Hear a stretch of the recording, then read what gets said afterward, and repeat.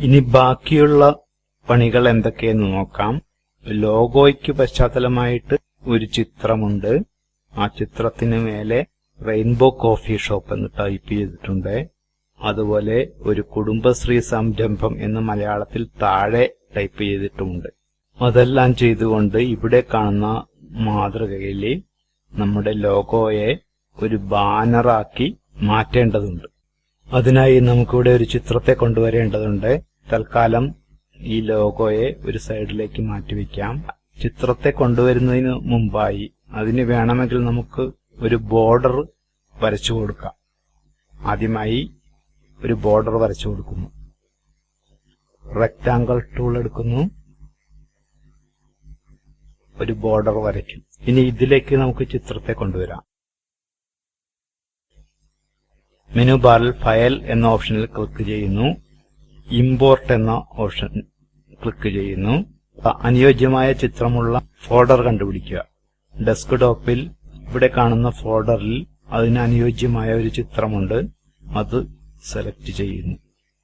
ചിത്രത്തെ സെലക്ട് ചെയ്തതിനു ശേഷം ഓപ്പൺ എന്നതിൽ ക്ലിക്ക് ചെയ്യുന്നു. ഇവിടെ ലിങ്ക് എന്നുള്ള ഓപ്ഷൻ ഉണ്ട്, എംബെഡ് എന്നുള്ള ഓപ്ഷൻ ഉണ്ട്. എംബെഡ് എന്നുള്ളത് ക്ലിക്ക് ചെയ്യുക, ഓക്കെ എന്നടിക്കുക.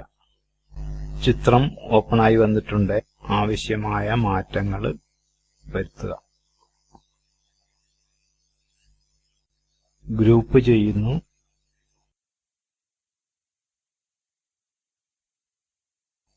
രണ്ടും കൂടി ചേർത്ത് ഗ്രൂപ്പ് ചെയ്യുന്നു.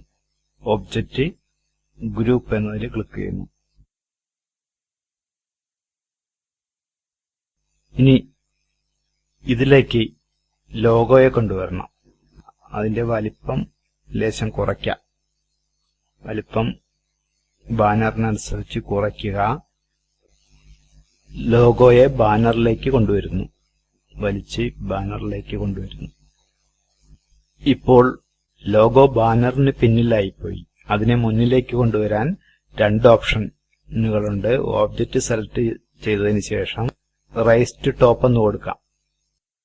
അതല്ലെങ്കിൽ പശ്ചാത്തല ചിത്രം സെലക്ട് ചെയ്തതിനു ശേഷം ലോവർ ടു ബോട്ടം എന്ന് കൊടുക്കാം. ലോഗോയുടെ സെലക്ഷൻ പോയിട്ടില്ല.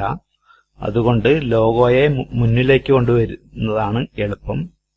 അതിനുവേണ്ടി മെനു ബാറിൽ ഓബ്ജക്റ്റിൽ ക്ലിക്ക് ചെയ്യുന്നു.